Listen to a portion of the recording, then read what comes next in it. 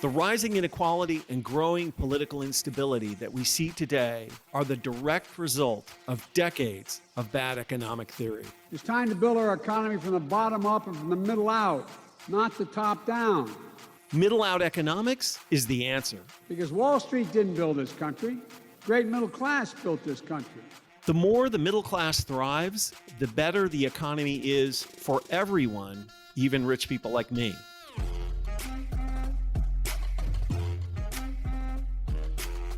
This is Pitchfork Economics with Nick Hanauer, a podcast about how to build the economy from the middle out. Welcome to the show.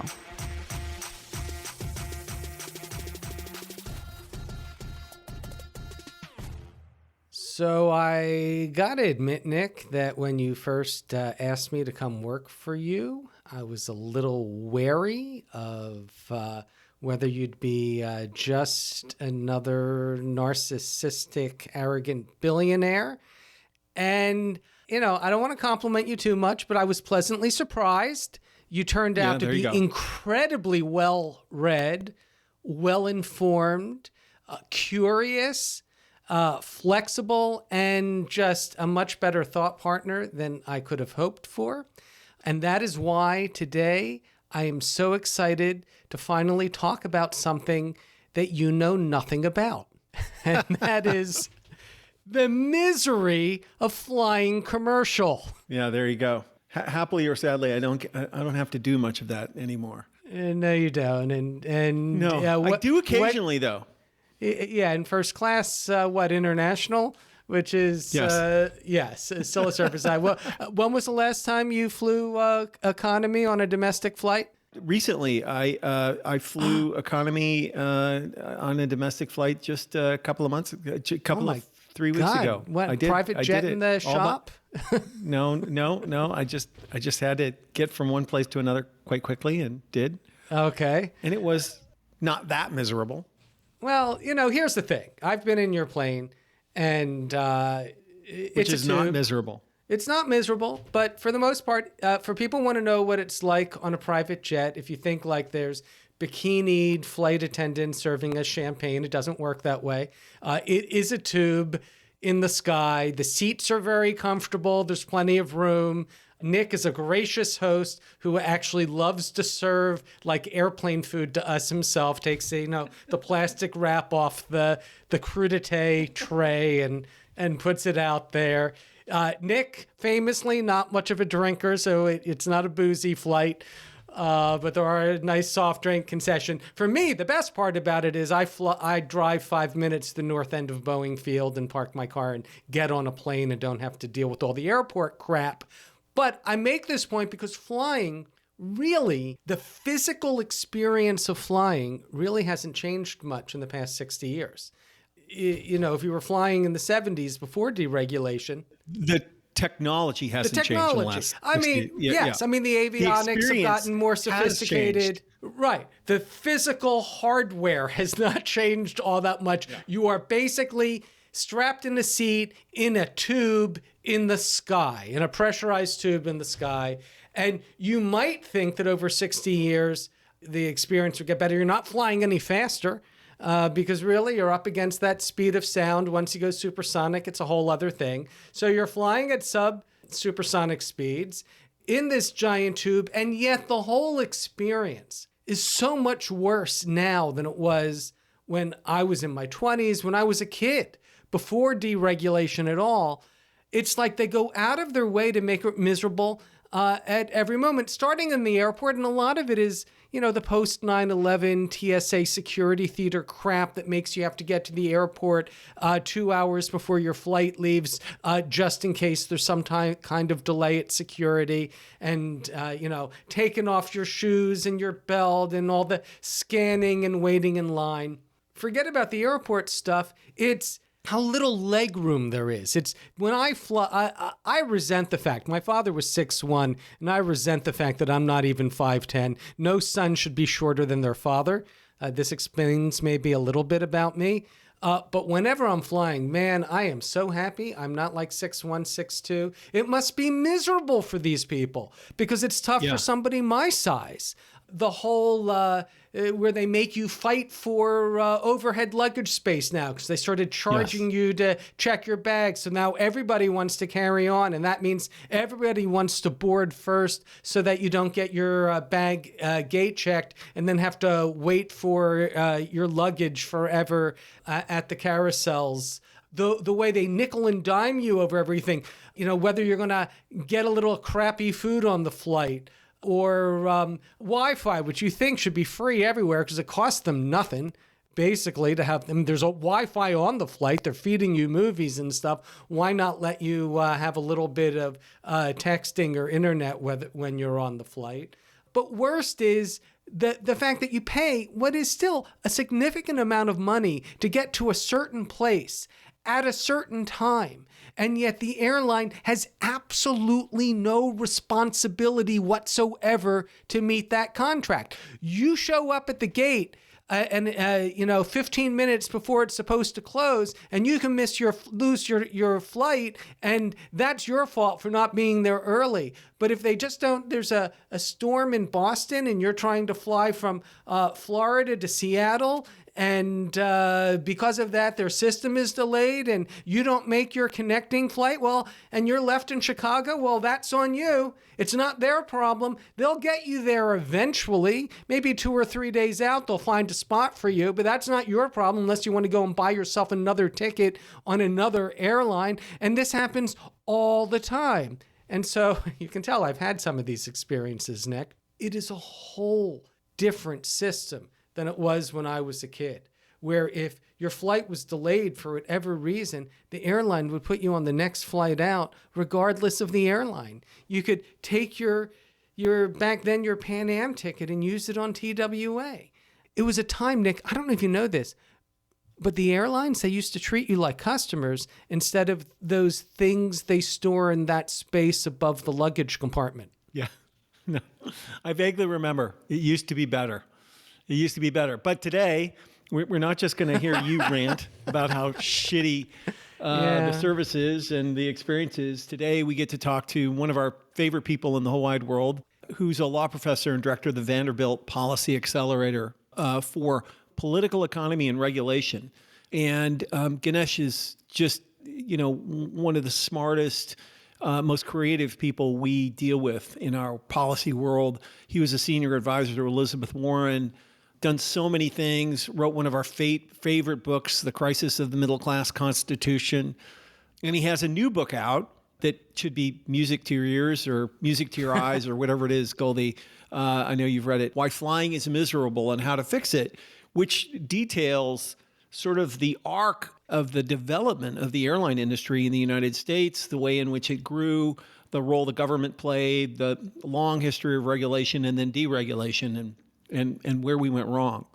It's such an interesting story, and I think the story of the airlines actually is extensible to other parts of our economy too, which is why this conversation is so relevant. So with that, why don't we chat with Ganesh and hear his views on why flying is miserable.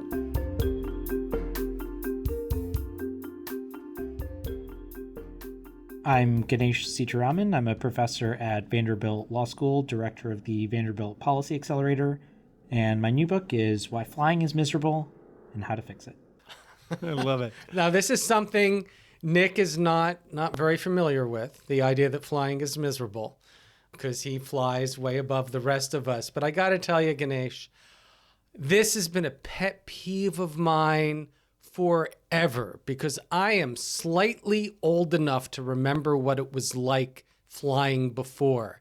We went on a few family vacations in the 70s before deregulation, and it was totally different than flying today. And that's not even take into account all the TSA misery post 9/11. So as quickly as you can, kind of give us the lay of the land, Ganesh. Like, the thesis of the book. Why? Yeah, why is flying miserable now? Well, let me do 2 parts to that. Let me do first a little descriptive account for anyone who hasn't been paying attention to the news in the last handful of years or has taken a flight, which is flying is miserable. And it's miserable for individuals, for passengers who are on these planes where, we go to the airport and, like you said, after you get through TSA even, often you're in a giant hub. There's like thousands of flights going out. It's, maybe all run by one airplane or maybe there's a couple of others. You get on these planes which have smaller and smaller seats. You've also paid all these extra fees to, check your bag or get a meal on the flight. Maybe you're lucky and the person in front of you doesn't put their seat back. God help you if you're traveling with, a stroller or if you have a wheelchair. It's a real hassle.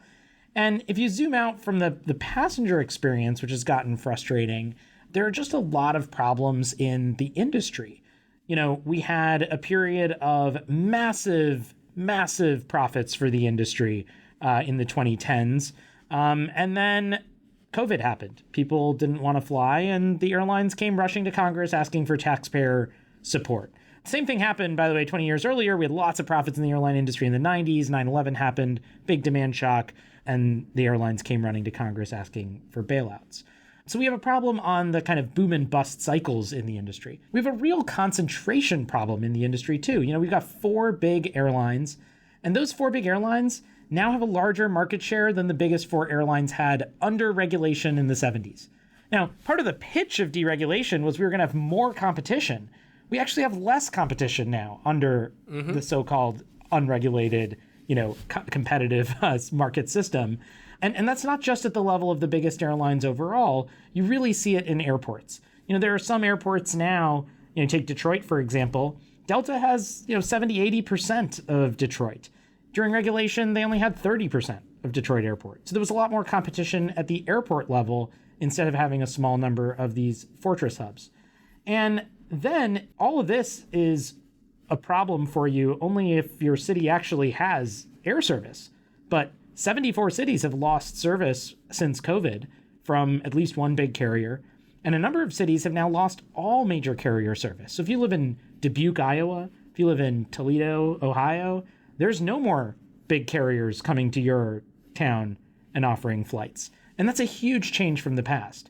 And so if you think about this from the perspective of economic growth and opportunity in different parts of the country, if you think about the resilience of our airline system, if you think about competition and what that means for prices, and then of course you think about the cost cutting on the part of the airlines when you think about safety concerns that we've seen in recent times, but also the broader things like smaller seats. The whole process of flying, the industry itself is in, I think, a really problematic state. This is not a sector that's covering itself in glory at the moment.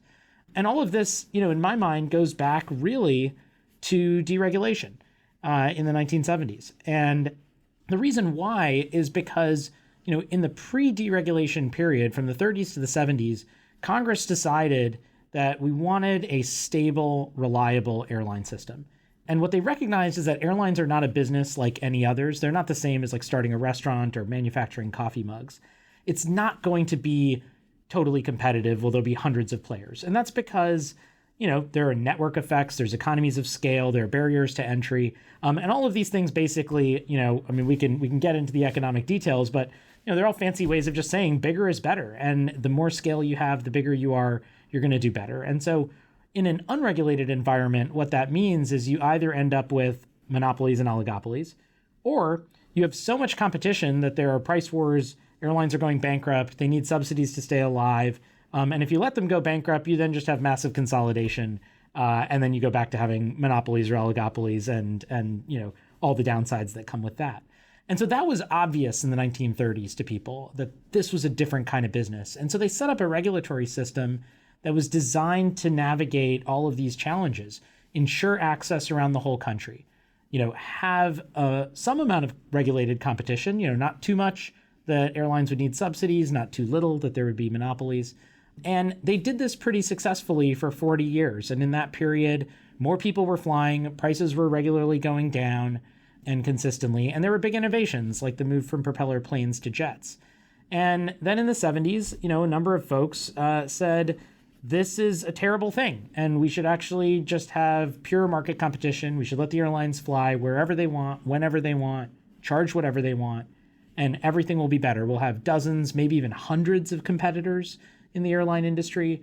Prices will be cheaper. There'll be no downsides to service quality or geographic access or safety or labor or anything else. And that was just a failed pitch. They were wrong. And we can look look at our system today and see that on a whole bunch of those metrics that they predicted, they just weren't right about it. And I think that's why we are where we are, is that big shift, which was really a policy change. It wasn't something natural. It wasn't God-given on how to set up an airline system. It was a bunch of policy choices, and they really messed up this industry for a lot of us.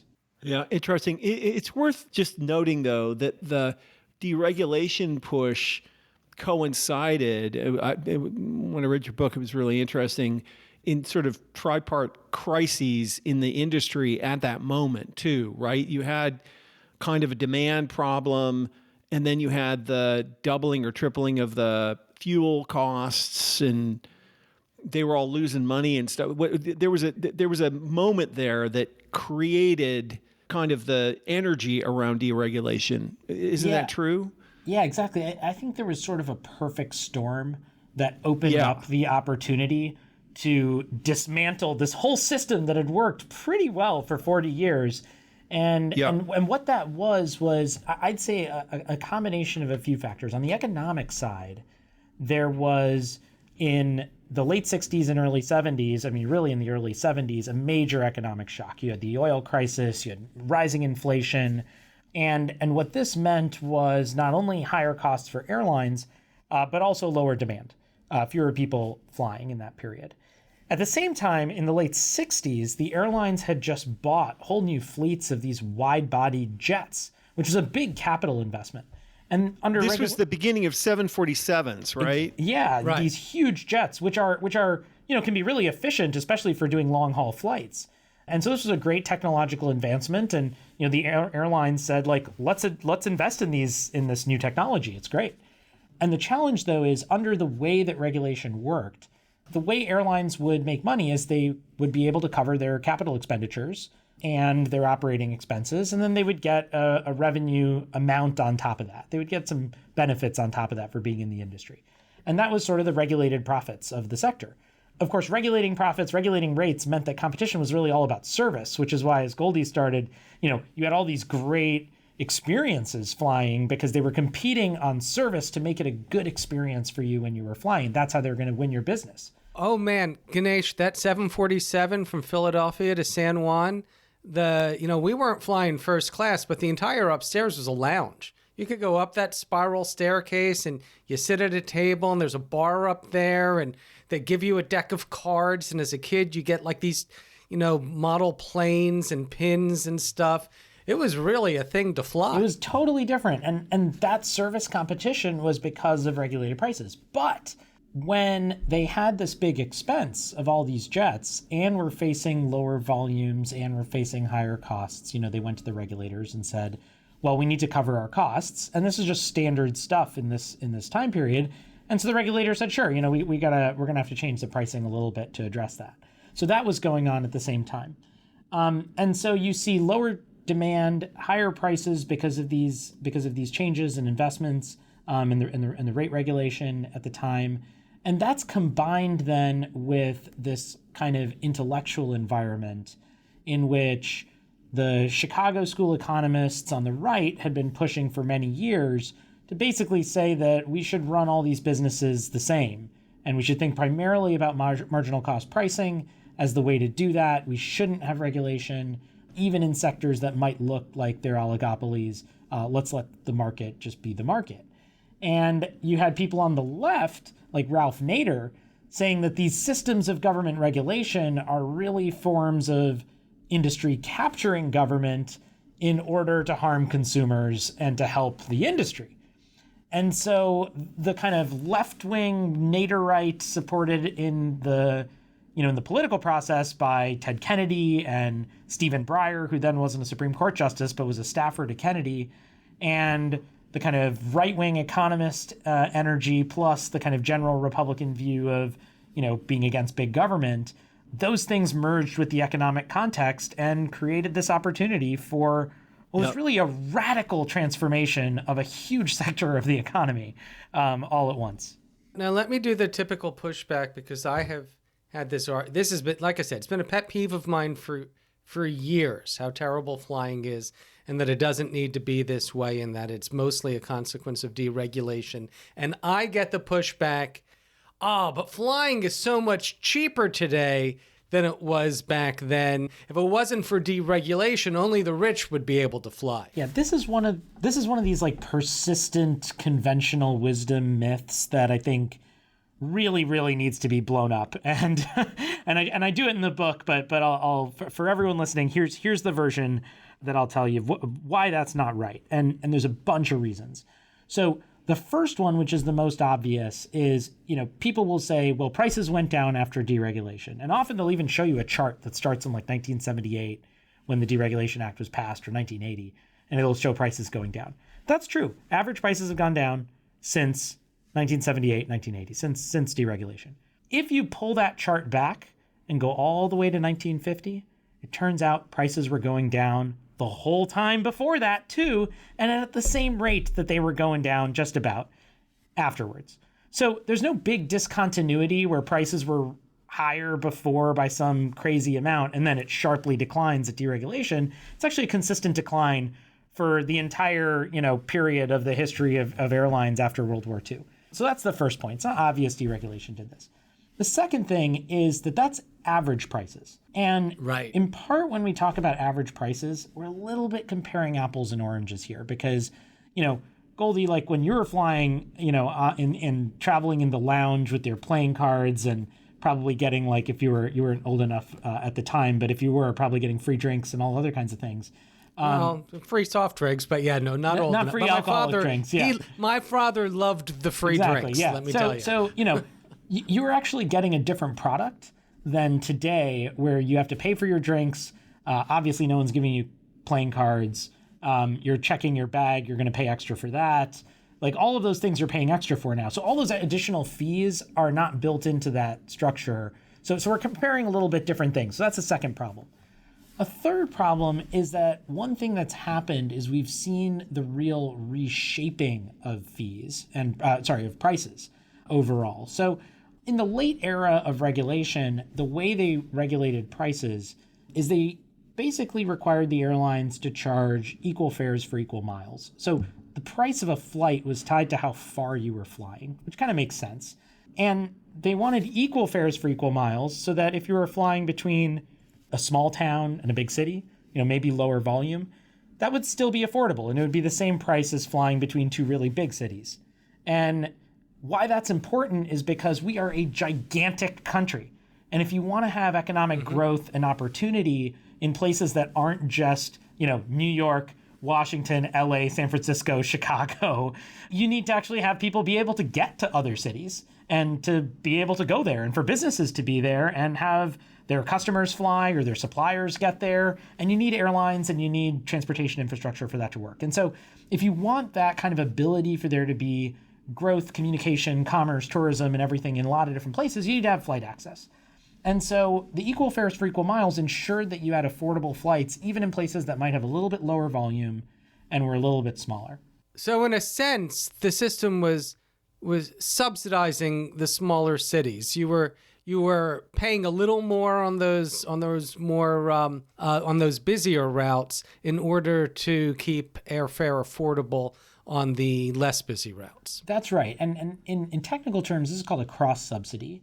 And you could call it a cross subsidy. You could also just call it uniform pricing is another way to think about it. And where, on the back end, the stuff gets worked out, but it's not about, you don't set the price related to the cost of providing the specific service.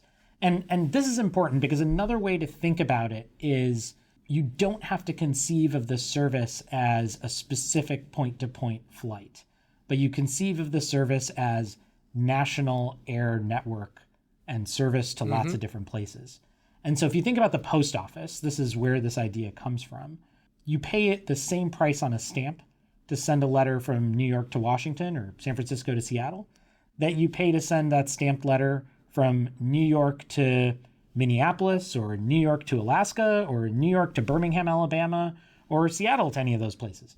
And the reason was that the founders of the country wanted to make sure that in our gigantic country, there would be access to communication everywhere. And so the post office always had this principle built into it. And that same idea applies in airlines. And the theory is what we're not buying is a specific flight or a specific, postal, stamp, like sending a mail.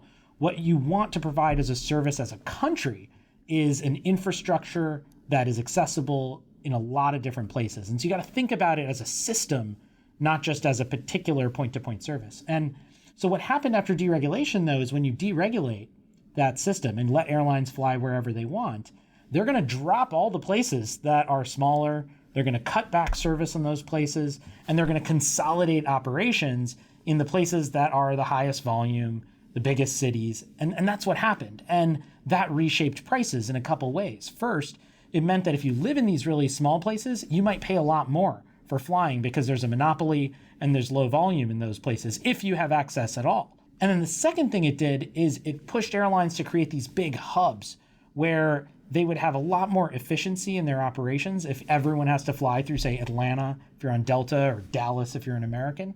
And when that happens, they drop service from mid-size hubs, they drop service from smaller places potentially. And as that happens and they consolidate, now you've got these fortress hubs where one airline has 70, 80% of flights in that area. And they're effectively monopolies there too. So prices go up if you live or are going as a destination or departure point from one of these big places. And so what you see now is in some places, prices are much higher, even if in other places where there's competition, they're lower. And here's the real kicker. Even the proponents of deregulation 10 years later admitted that this is what was happening, that there was actually a reshaping of prices and prices had not gone down across the board. So, the smoking gun, you don't have to take my word for it. Alfred Kahn himself, the father of deregulation 10 years later, admitted that prices had gone up in some places and had gone down in others. And so I think it's a real myth that is perpetuated just for too long. I think a nice comparison on this idea that average prices have gone down, that's true, but that's like working Nick's average income into whether average incomes are going up or down for somebody like me. If you're flying between Los Angeles and New York, my God, are prices cheaper than they used to be. If you're flying between, say, Cincinnati and pick some other mid-sized city, it's a lot more expensive if you can get a flight at all. And of course, I picked Cincinnati for a reason, because that's a city that really suffered under this. That's right. I mean, Cincinnati, used to be a big hub and is no longer a hub. And that's a real problem. You think, again, as I mentioned, about economic growth and opportunity. And, who wants to start a business in a city that doesn't have an airport? That's right. I mean, Nick, you wonder why people feel left. You wouldn't start a company in a place that has no air service. Or keep a company there, because I think it was Cincinnati famously that was the headquarters for United Fruit, now the Chiquita company, whatever they call themselves. And they moved their headquarters because they couldn't fly people in and out on direct flights anymore. Yeah, and you see that, and you also see things like you want to host your national convention somewhere. Maybe there's a great convention center, but like if there's no flights to your city from all over the country, no, forget you actually don't want to have your convention there because everybody's got to connect once or twice, and that's a real hassle. So that's devastating to economies if that happens. And, that has secondary and tertiary effects because when you don't have the businesses, you don't have managers, you don't have all the restaurants that people go to, you don't have all the shops, right? Like it's a huge hit on economies when they lose these kind of basic infrastructures. One of the great challenges in the country right now, of course, is the agglomeration effect that we're seeing in the super cities, right? That basically all of the economic action is happening in fewer and fewer places. And there's a bunch of things that make that so, but I guess I'd never thought through the effect that the airline consolidation and deregulation had on it too. The story you hear from economists is it's all just the benefits of co-locating and, it's cheaper, there's more talented people, that kind of thing. But we forget that, and it's not just airlines, it's regulation in a bunch of other ways too. When you think back to the kind of progressive era and New Deal regulatory system that then got dismantled, in the late 20th century, airline deregulation was part of that story.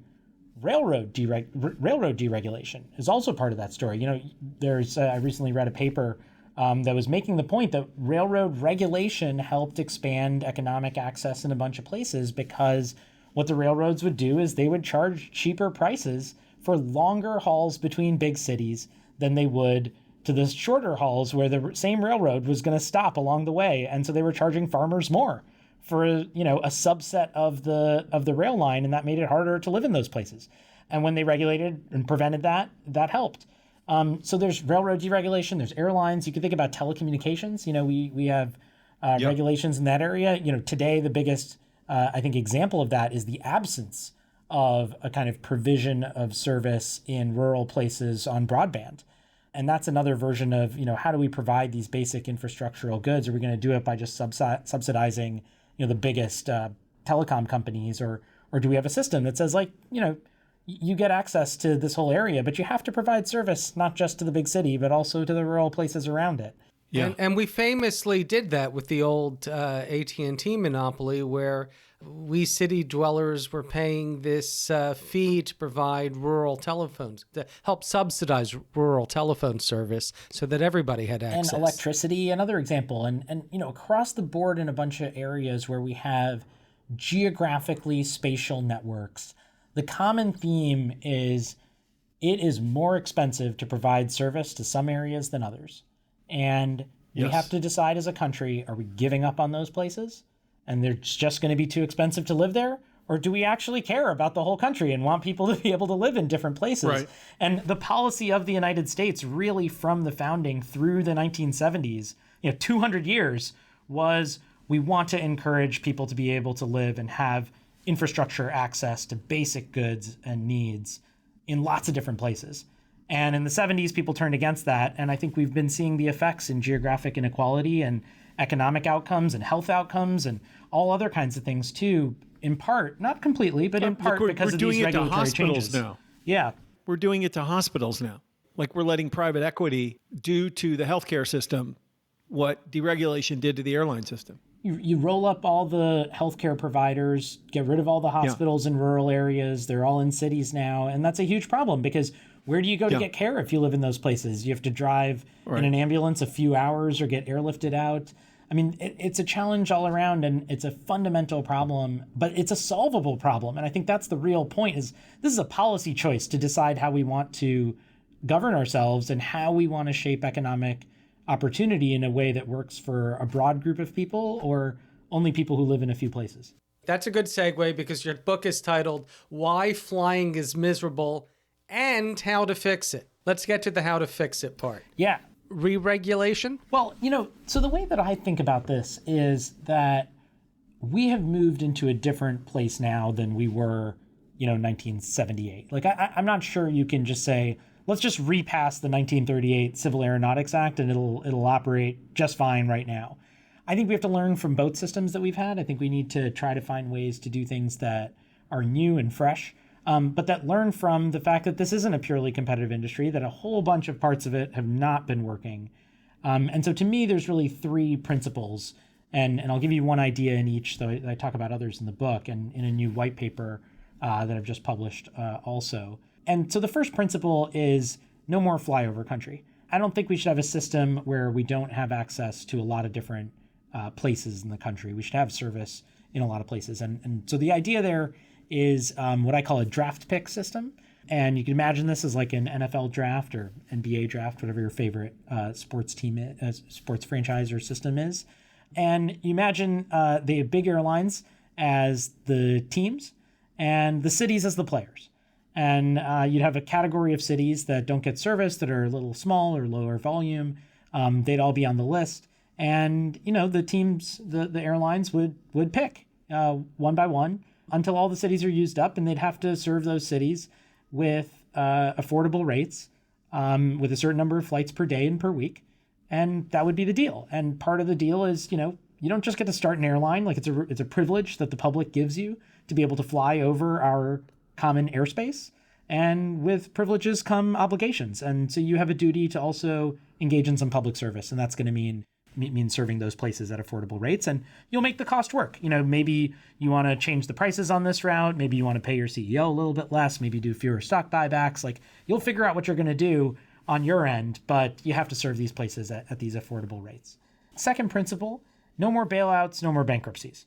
We should have a stable, reliable system even when there are crises. And the easy idea here is let's start just by having a crisis management plan where the airlines actually have to put together pen and paper to say, if there's a big demand shock like COVID or like 9/11, and we are going to have low demand for 6 months, for a year, what is our plan? How are we going to do that so that after that crisis, we don't have tens of thousands of cancellations like we saw in 2022? So we don't have major staff shortages because we fired everybody or gave everybody voluntary retirements like we saw also in the last few years. We're not going to have to get a $50 billion bailout. And that's the last from part. the public. Right. And you're not going to come running to us after having made all this money and, given it away to your CEOs or in stock buybacks.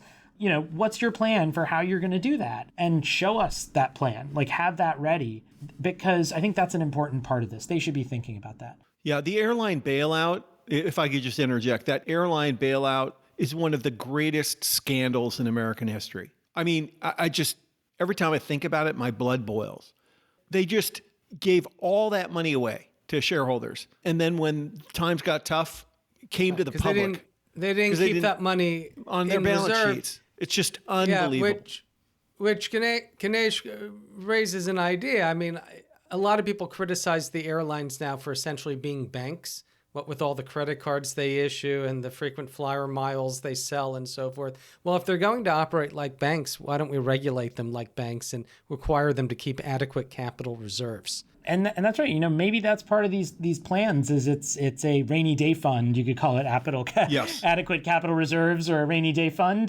But that's part of the story. What are they actually doing in these places? Because, they are too important to fail as enterprises for us. Right? We actually need airlines in the country. It's important to our commerce. It's important to how we function. And so, of course, if there's a crisis, Congress is going to bail them out. Like, obviously, that's what's going to happen because of how important they are. But we know that. And so let's actually do some public policy to prevent that from happening instead of the system we have.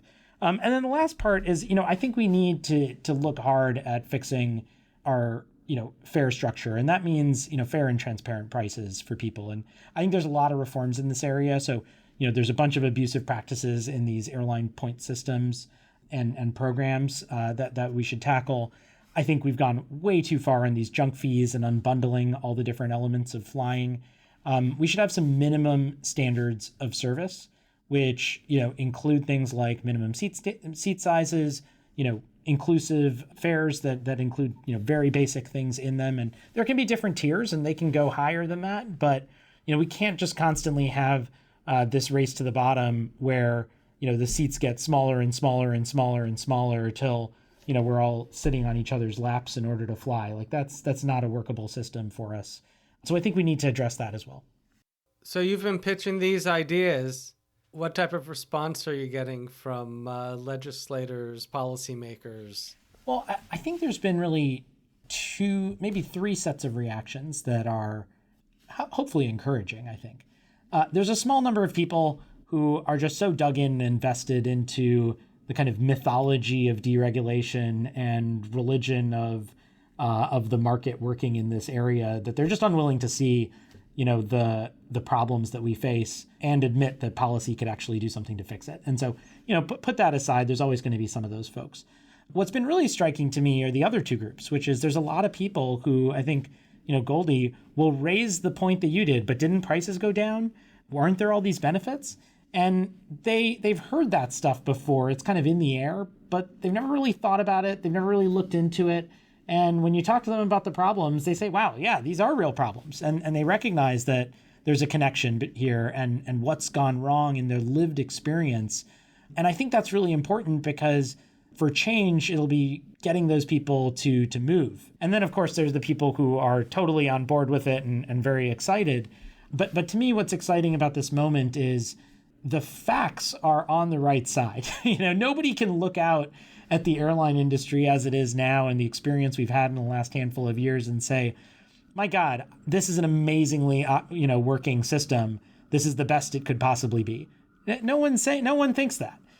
You'd have to be crazy. I've never heard anyone say, oh my God, I loved how small my seat was and the extra fees I paid to check my bag. And it was great that I connected through Charlotte and had to run a half mile across the airport just to make my connecting flight. Like, people don't say that because it's crummy and they don't like it. I don't know, Ganesh. I mean, if the market says that it's efficient to have your door plug blow out at 16,000 feet, who am I to argue with the invisible hand? Like, I know better.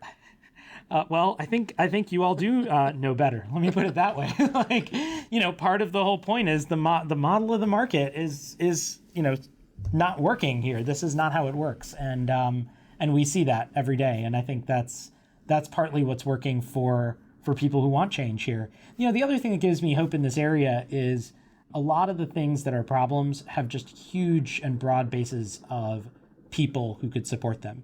The people who are miserable about small seats are Republicans, they're Democrats, they're old, they're young, they're of every race, they live in every part of the country.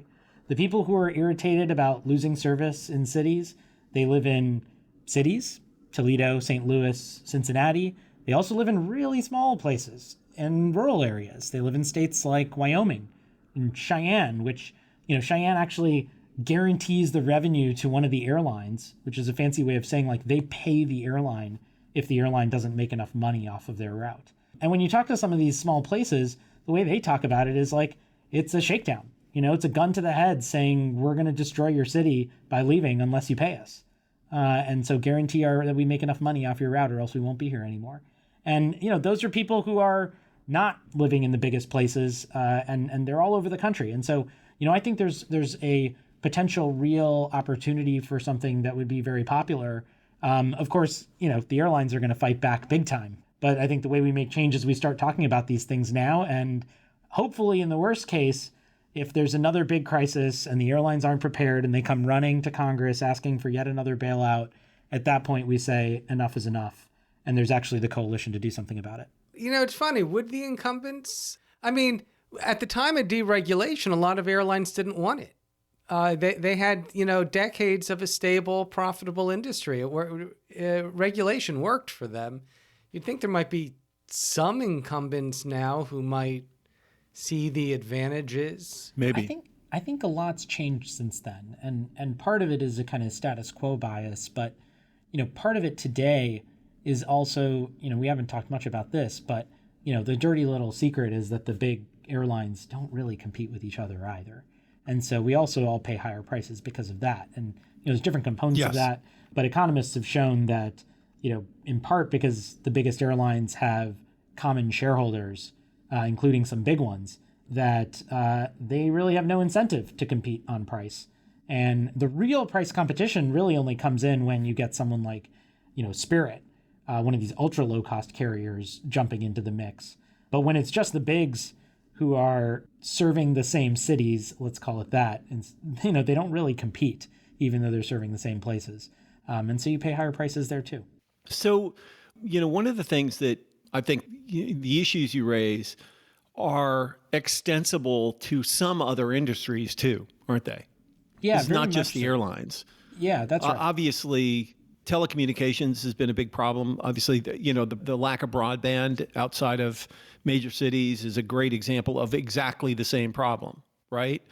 The trucking industry was the pilot for airline deregulation, and that has been terrible. And what's happening to the healthcare system? All of there are these big industries that people rely on, where if you let the private equity guys have their way, you'll have one big player serving 25% of the country and getting outrageous returns on capital. And that's it. Yeah. And that's it's a big problem. And I think, when you look at it, the kind of industry, some of the industries that were regulated with similar models to airlines, not exactly the same because they're all a little bit different, but similar kind of principles, railroads, trucking, maritime shipping, in the transportation sector, telecommunications was another one, energy, pipelines and electricity, another category, banking, another category. And honestly, when you look at these industries, these sectors, these are not sectors that you would say are doing awesome right now in their service to the public. Just think about all the supply chain problems and issues we've seen in maritime and rail in the last, 5 years through COVID. Just think about the energy grid problems that we have. And it's, Texas, but it's also California over many decades. It's a lot of different places. As we said, broadband access in rural places has not been stellar, to put it mildly. Banking, it's not like we haven't had major financial crashes a couple of times in the last, 15 years, including bank failures just a year ago. So, we have a lot of different places where this kind of model actually worked to create stable, reliable, basic infrastructure on foundational things that apply to lots of other sectors of the economy and that are basic inputs: communications, energy, transportation, finance. Like, these are basic inputs into tons of businesses. And these are sectors that aren't working. And part of that story is a story of deregulation in these areas that has made them all more fragile, that has increased risk, and that has made them, less useful for serving the public. And I think part of our challenge today is both admitting that, recognizing it, seeing the facts that actually exist on the ground, which is that these are not industries that are working, and then deciding that we have to do something about it. And the good thing is we actually have a playbook. Like, we know how to fix this. It's not a totally new challenge. We know how to do it. We just have to start building the movement to do it. I love it. Okay. Should we get to the final question, since I think we've pretty much covered the benevolent dictator? Go ahead, Nick. Why do you do this work? Ooh, good question. There's a lot of reasons. I guess there's a how far back in like biography or psychoanalysis do you go? But let me give you a not too far back version, which is, I think that we as a country have extraordinary freedoms and opportunities and abilities, and we've created a atmosphere and an ecosystem here that, while it's never been perfect, and never will be perfect, to be fair, nothing is, has really just been this extraordinary place for so many people. And that's why people want to come here. It's why we're a great example for so many things. It's why we're innovative. And part of continuing that project of making a country better, of making it have all these opportunities and be a place where there's freedom and innovation and opportunity and growth, is having policies that actually do that. And so for me, public policy and working in these areas, and I work in a lot of different areas of public policy, really comes down to that. And, I think of it as, the American dream is not just the dream for each of us to have a little bit better life, but also that our country is better and that other people can have that too. And so that's it for me. It's partly the dream of a continued and better America, in addition to a better life for all of the people here. Thank you for your service. Yes, indeed. Indeed. Well, Ganesh, we'll be watching this closely. I think it's a really interesting problem to try to crack, but it is analogous to so many of the other problems that the country faces right now too. And, just the consequence of 50 years of neoliberal ideological fervor.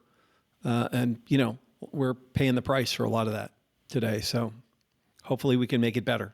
I want you to know, Ganesh, I was sorry to miss you when you were in Seattle, but Paul gave me a book that you signed. And so I made a point in December over the holidays. I was doing some flying of reading it in the airport and on the plane. So I appreciate that. You were my, you made flying just a little bit less miserable. Excellent. Well, I'm glad. I'm glad. All right. Well, thank you so much for being with us, buddy. It's great to talk to you as always. Thank you all. Great to be here.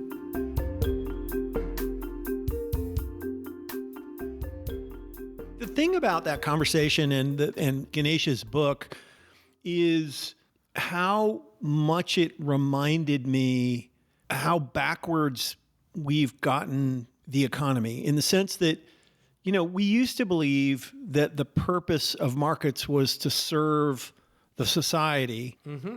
And then we decided that the purpose of society was to serve markets. Like, we really should be okay with an industry devoted to transportation that just decides that it's too much trouble or too expensive to transport people in non-optimal places. And that, well, I mean, that's just the market. And if those people want to go someplace, they should move to a place where there are transportation choices. You know, I just think that as Americans, we have so habituated ourselves to that thought process, to being like, well, I mean, you know, of course there's not going to be a hospital in your smaller city. If you want healthcare, move to San Francisco or New York. We just have kind of brainwashed ourselves into thinking that, well, if it's not capital efficient, then, well, why in the world would you do it? And it's just so backwards from how we should think about it, and why I think raising this issue around airlines is so timely and relevant, you know, because it's everywhere. It's also, by the way, not consistent with the American tradition. And Ganesh goes into this in his book, but there was a long American tradition of regulated capitalism. That is what we had. Partially, you know, starting in the 19th century, but certainly, you know, picking up a lot through the New Deal and into the 1970s. But it was throughout our history. I mean, the post office, which he brings up as an example, we had that was a public good.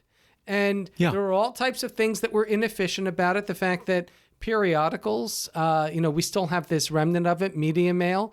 It was cheaper to send a newspaper 500 miles than it was to send a letter down the street. We subsidized shipping newspapers around because the founders understood that a free press was so integral to maintaining a functional democracy. And now, of course, we barely have newspapers. We don't even have newspapers anymore. Yeah. Right. It was, you know, it's one of the things that de Tocqueville remarks upon in Democracy in America, that you'd go to some little, you know, rural town and everybody's reading multiple newspapers that are arriving in the mail from all over the country and debating what they're reading in these newspapers in the mid-19th century. And so there's a long tradition, not just in, you know, socialist Europe, but here in the United States. That's how we ran shipping. We ran railroads. We ran trucking. We ran the airline industry. We ran telecommunications, utilities, etc. And it worked. It worked really well. It created the largest and most affluent and most stable middle class the world has ever known. It helped build us into the greatest industrial, military, political, economic, and cultural power in the United States. And, you know, since the late 1970s, since the onset of the neoliberal era, you know, we've pissed it all away, Nick. That's what we've done. And we've made our lives so much more miserable than they have to be. And the other thing I want to point out is that, you know, when we talk about re-regulating, you know, as Ganesh says, it won't look like what we had before deregulation. But when we talk about re-regulating the industry to some extent, this idea that it produces inefficiencies, that it'll be too costly, it, quotes, allegedly distort the market and all that, that's just bullshit. That's not the way markets work. We've talked about this, Nick. The market is an evolutionary system. And when you do something like raise the minimum wage or impose some regulations on the airline industry, all you're doing is changing the fitness landscape, the things that are necessary for a business to thrive and turn a profit. And the great thing about the market is it is incredibly innovative. That is the benefit of market economies, the innovation. And the industry will figure out how to make a profit in a slightly more regulated environment than the one they're in now. And who knows? Look, over the long run, it was more profitable before deregulation than it has been after. Yeah. At a minimum, I'd like to get to a spot where we don't have to throw another $50 billion at this idiotic industry during the next downturn, because they took all of their profits and rather than putting them on the balance sheet for a rainy day, sent them to their shareholders and their executives.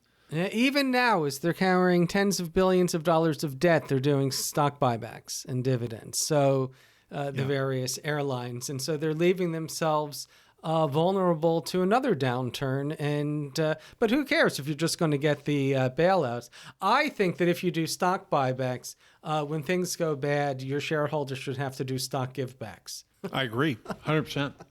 100%. Make the shareholders pay for it. Anyway. 100%. Anyway, Nick, enjoy your comfy private jet, and I will. And meanwhile, the rest of us will work to make flying a little less miserable. Again, the book is Why Flying is Miserable and How to Fix It. It's a short book that really eye-opening. If you think that flying is cheaper because of deregulation, you're in for a surprise. You can buy it anywhere, your local independent bookstore, or that big online monopolist, if that's what's most convenient for you. Pitchfork Economics is produced by Civic Ventures. If you like the show, make sure to subscribe, rate, and review us wherever you get your podcasts. Find us on Twitter and Facebook at Civic Action and Nick Hanauer. Follow our writing on Medium at Civic Skunkworks, and peek behind the podcast scenes on Instagram at Pitchfork Economics. As always, from our team at Civic Ventures, thanks for listening. See you next week.